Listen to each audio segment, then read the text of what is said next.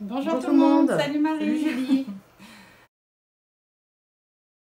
C'est André qui la pose, André et eux, une femme. Il y a beaucoup de thérapies qui existent. Laquelle choisir? Bonne question. Voilà. Donc allez, nous on répond après ça. Après ça.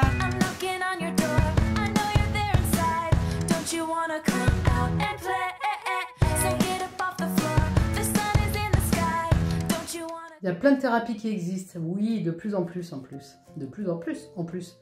Il y a plein de thérapies brèves qui existent aujourd'hui. Je pense qu'il y a des milliers de thérapies qui existent entre la psychologie, la psychanalyse, la psychothérapie, l'analyse transactionnelle, l'hypnose, l'hypnothérapie, la sophrologie, puisque toi tu es sophrologue. Et puis aujourd'hui, toutes les thérapies brèves comme l'EFT, comme... Voilà, donc effectivement, il y en a des tonnes. Et du coup, je comprends la question d'André parce qu'on peut vraiment se sentir complètement paumé. À se dire, bah, putain, mais qu'est-ce que je choisis? Et je sais qu'il y a des gens qui vont regarder sur Internet, qui vont se renseigner sur telle thérapie, telle thérapie. Moi, j'ai envie de dire, vous prenez pas la tête. Allez vers ce qui s'allume pour vous. Il n'y a pas de... Il n'y a pas de bonne thérapie ou de bon thérapeute, il y a juste, tiens, il y a quelqu'un qui propose ça et ça me donne envie d'y aller. Voilà. Et quand je lis les informations là-dessus, putain, ouais, ça me fait vachement envie, ça me parle, ça résonne, je sens que ça va m'aider, quoi. Voilà. Et la thérapie de quelqu'un, la thérapie de... moi, par exemple, je fais de la thérapie psychocorporelle, c'est de la psychologie bio-énergétique. Et donc, il y a du massage et du parler. Et moi, j'adore, je fais un super travail avec ça, entre la communication non violente, tout ce que je peux faire toute seule avec moi-même, aller regarder ce qui se passe pour moi, plus cette thérapie-là, avec ma thérapeute. J'adore ce que je fais, donc j'en parle autour de moi. J'en ai parlé à mes amis, et j'ai 2 amies qui ont été, et elles, ça leur a pas du tout convenu. Donc ça veut pas dire que la thérapie, elle est nulle, ou ça veut pas dire que la thérapeute, elle est nulle, c'est juste que pour elles, c'était pas la bonne...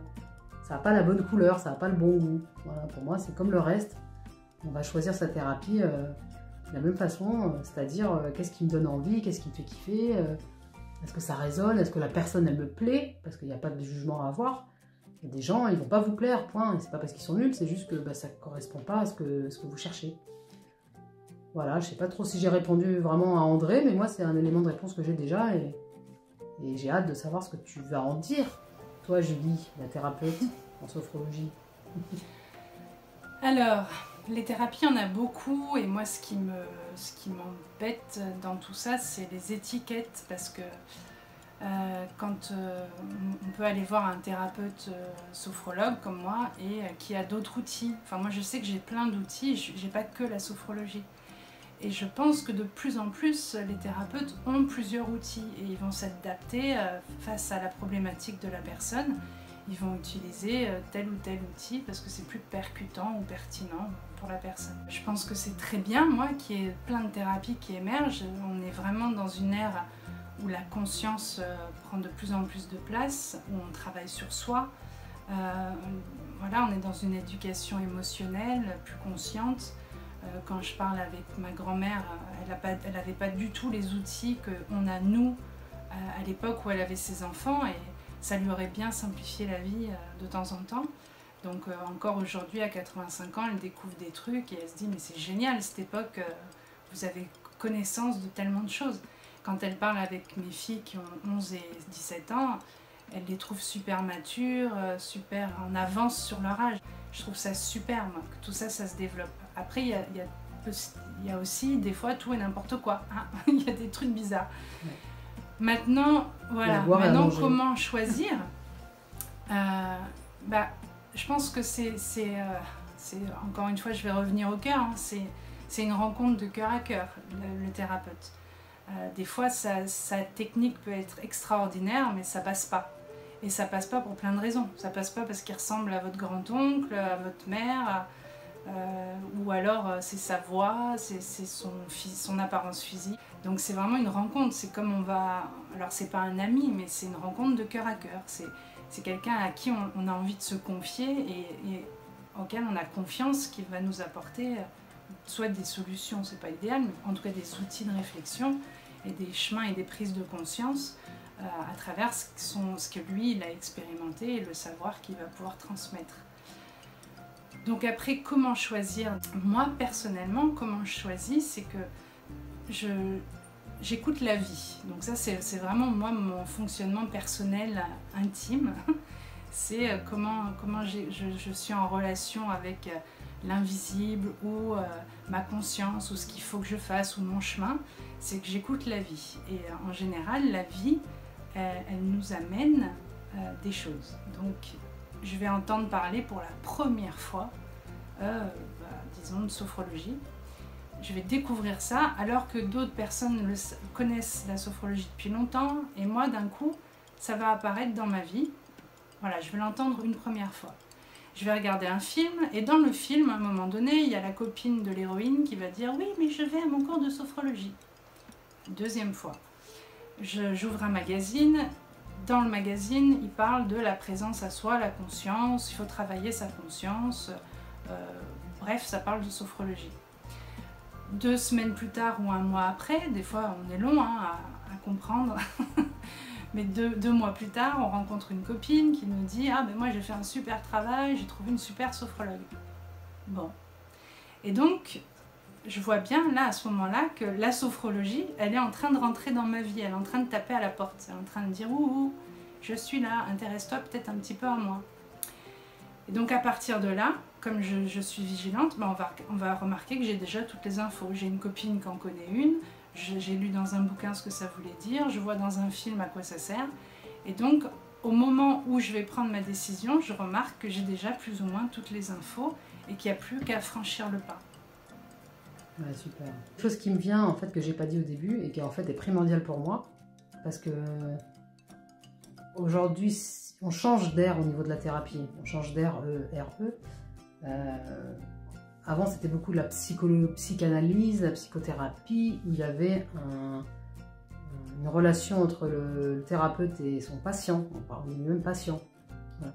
Aujourd'hui, ça évolue un peu et dans les nouvelles thérapies, on parle de client, c'est pas la même posture. Et moi, ce qui est important pour moi, après, je n'ai pas la vérité, mais moi, ce qui est important, c'est de trouver mon autonomie.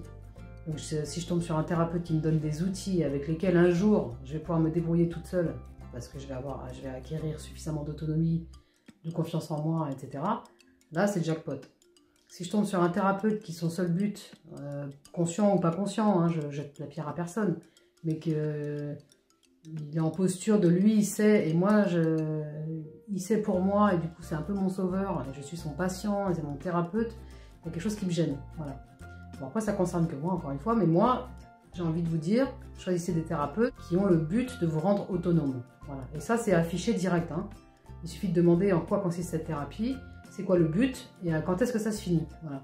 Parce que les thérapies où ils vous disent il faut au moins 5 ans, moi, j'ai envie de vous dire, bon, ben, voilà, méfiez-vous, quoi. Après, si c'est des thérapies brèves où on vous dit peut-être 2-3 séances, ça suffit, voilà.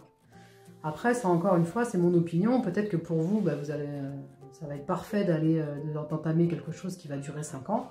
Et puis peut-être que ce sera parfait, un truc qui va durer 3 séances, avec la possibilité de faire d'autres séances plus tard s'il y a besoin. Voilà. Et j'ai envie de ramener à ça, parce qu'il y a trop de gens qui mettent un peu leur vie entre les mains de quelqu'un d'autre, que ce soit dans leur relation personnelle ou dans leur relation justement avec un thérapeute. Et qu'en fait, aujourd'hui, je crois qu'il faut sortir de cette ère-là et de rentrer dans l'ère de reprendre le pouvoir de sa vie, avec du soutien, ok, d'être accompagné, ok, mais savoir que c'est vous qui décidez, c'est vous qui allez retrouver votre pouvoir et comment diriger votre vie, et juste aller voir quelqu'un qui va vous apprendre des outils, vous en servir, et que vous pourrez le faire tout seul. Il y avait un proverbe africain qui disait, si tu veux aider quelqu'un qui a faim, ne lui donne pas du poisson, apprends-lui à pêcher. Voilà, il y a quelque chose de cet ordre-là pour moi qui est important de garder en esprit quand on cherche, quand on veut se faire, quand on a besoin d'aide, voilà, tout simplement. C'est ça.